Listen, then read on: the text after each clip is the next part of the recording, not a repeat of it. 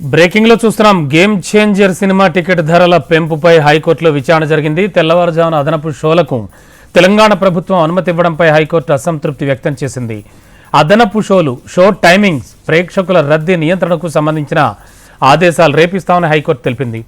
Ticket ధరల పెంపు అంశాన్ని పుష్ప 2 కేసుతో పాటుగా రేపు విచారణ జరుపుతామని న్యాయస్థానం స్పష్టం చేసింది. ఇదే అంశానికి సంబంధించి లేటెస్ట్ ఇన్ఫో అందించడానికి మా క్రైమ్ కరెస్పాండెంట్ అమర్ సిద్ధంగా ఉన్నారు. అమర్, గేమ్ చేంజర్ మూవీకి సంబంధించి దాదాపు అందరి దృష్టి ఆ మూవీపైనే ఉంది. తెలంగాణలో సీఎం రేవంత్ రెడ్డి ఎప్పుడైతే చెప్పారో అదనపు షోలు ఉండవు, టికెట్ రేట్లు పెంపు ఉండదు అని, అప్పటి నుంచి కూడా సంక్రాంతి మూవీస్పై బాగా దృష్టి పడింది అందరికీ. ఏం జరుగుతోంది గేమ్ చేంజర్ విషయంలో?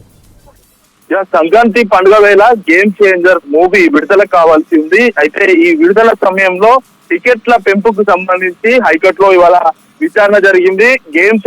విచారణ జరగగా ఇవాళ తెల్లవారుజామునే అంటే అదనపు షోలకు సంబంధించి అంటే సినిమా రిలీజ్ సమయంలో తెల్లవారుజామునే బెనిఫిట్ షోలు అనేవి వేస్తున్నారు కాబట్టి ప్రభుత్వం అనుమతి ఇవ్వకపో దీంతో హైకోర్టు అసంతృప్తి వ్యక్తం చేసింది. అయితే అదనపు షోలు కావచ్చు, టైమింగ్స్ సంబంధించి, షో నిర్వహణ, ఇటు ప్రేక్షకుల రద్దీ నియంత్రణకు సంబంధించి రేపు ఆదేశాలు ఇస్తామని కూడా న్యాయస్థానం ప్రకటించింది. అయితే టికెట్ ధరల పెంపుకు అంశానికి సంబంధించి పుష్ప 2 కేసు ఏదైతే ఉందో దీంతో పాటుగా విచారణ జరుపుతామని కూడా న్యాయస్థానం ఏదైతే దీనికి సంబంధించిన తీర్పు రేపటికైతే వాయిదా వేసిందని చెప్పుకోవచ్చు. అయితే టికెట్ ధరల పెంపుకు సంబంధించి పెంచాలని ఒకవైపు ప్రొడ్యూసర్ చెప్తా ఉండగా, కానీ టికెట్ల ధరలు పెంచమనేది ఇటు తెలంగాణ ప్రభుత్వం డిసైడ్ చేసింది. ఇప్పటికే బెనిఫిట్ షోలను రద్దు కూడా చేస్తూ ప్రభుత్వం నిర్ణయం తీసుకుంది. దీంతో మరి హైకోర్టు ఎలాంటి తీర్పు ఇవ్వబోతుంది? ఎందుకంటే పుష్ప 2 బెనిఫిట్ షో వల్ల రేవతి అనే మహిళ మృతి చెందింది. ఇటు శ్రీతేజ ఒకవైపు ఆసుపత్రిలో